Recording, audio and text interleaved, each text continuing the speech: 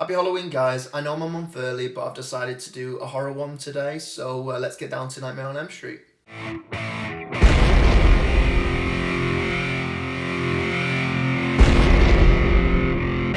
Before I crack on with this review, guys, please like and subscribe to the channel and click on the bell so you don't miss any of the videos. So the first thing that got me watching this film was the soundtrack. It always just sends shivers down my spine, and I'm actually really happy that they used the soundtrack from the original.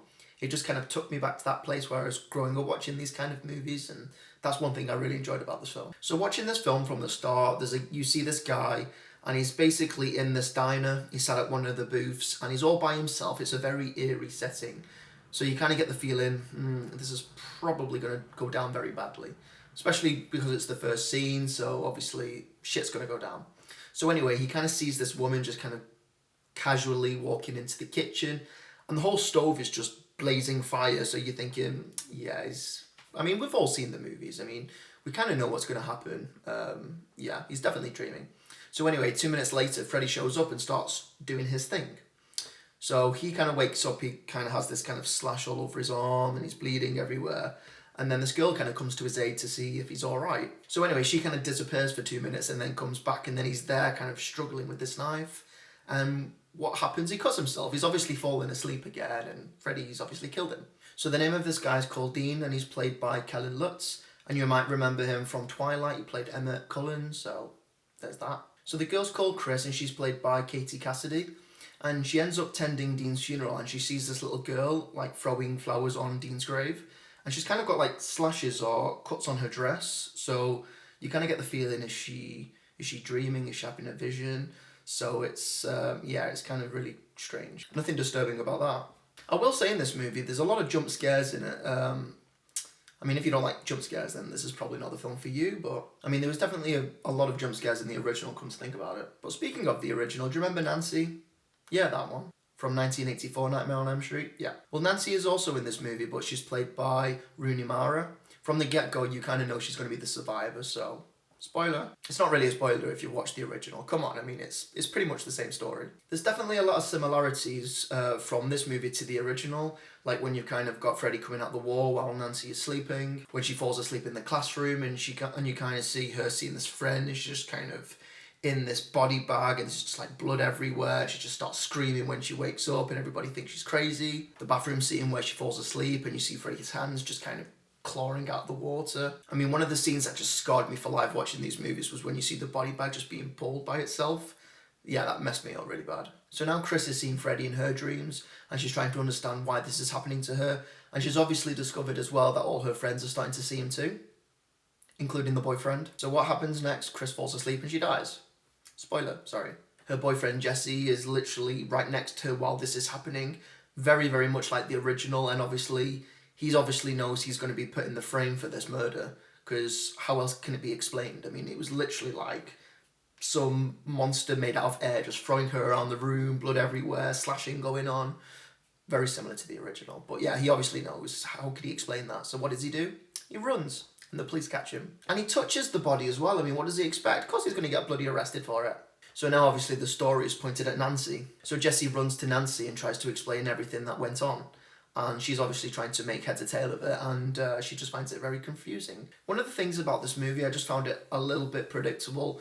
Obviously it's the remake from the original, but I don't know, there was a lot of similarities in there, and I really did enjoy kind of revisiting those scenes. But no, I don't know, it was okay. Jackie Haley, I thought he did a really good job as Freddy Krueger. I loved it where they took the character and discussed more about the backstory of it all, and I really enjoyed that. I found it hilarious, the scene where Jesse actually dies in his cell, and his flatmate is there witnessing the whole killing, and the expression on his face. And then he starts kicking and screaming the door, saying that he didn't do it. What's the explanation? Of course the police are going to think he's going to do it. So, sorry mate. That is just unfortunate. So now Nancy is starting to see Freddy, so obviously all the friends are gone at this point, and it's basically just her, and it's all up to her to sort out what the hell's going on. Nancy had discovered that her mum had been lying to her, and discovered that all the parents had got together and murdered Freddy Krueger, and she'd found all these pictures in the house and everything like that. The mother is played by Connie Britton, and she's told Nancy the truth, what Freddy actually did to those kids when he was alive, that he was sexually abusing them, taking pictures. And it's actually really dark how they'd kind of talked more about that and kind of brought that more to life, whereas they didn't in the original, so I thought that was quite interesting. But at this point, we only know that Freddy was run out of time. We actually don't know exactly what happened to him, so I thought that was quite interesting, the fact that they never actually revealed yet that they'd actually killed him. So Nancy is now trying to track the kids down, and all of them have just kind of died under really strange circumstances. So moving on, Quentin, Nancy's boyfriend, obviously gets killed. If you remember in the original, Johnny Depp, the boyfriend of Nancy, he kind of gets killed in the bed. Freddy kind of grabs him through the bed and kind of shoves him down to purgatory or whatever it is. But yeah, pretty much the same thing. I found it quite interesting how the story tried to turn itself, making it look like Freddy was the innocent one. And Nancy, she kind of got this feeling that he could have been innocent. But all really Freddy wanted to do was to get the kids back to where it actually happened so they would remember all of the terrible things that he did to them at that point. So I thought that was an interesting turn. The fact that she was able to bring Freddy out of the dream like she did in the original, I thought that was pretty much going to be on the cards, because it is going to be pretty much the only way they're going to kill him. Obviously, they kind of think that they have done, and then in the end, it obviously didn't happen. As we saw in the original, where he kind of comes through the door, grabs his mum, and then that's the end of the film. And it kind of happened the same way, except it was a mirror, but still, it was quite a funny turn on it, I thought. If you want to see this film, check it out on Amazon Prime. I would definitely probably give this film maybe a 6 out of 10, and that's putting it lightly. Very much like the original, but I would probably stick to the original. I mean, originals are where it's at, really. That's kind of why you watch these movies, just to see if they are any good. There's very few films out there that actually do films justice, but yeah, stay with the originals on this one, guys. So anyway, guys, I'd love to hear your thoughts about this movie. Have you seen it? Are you going to watch it? Please leave your comments below, let me know. Turn on notifications, and hopefully see you more for more film content. Cheers, guys. Bye.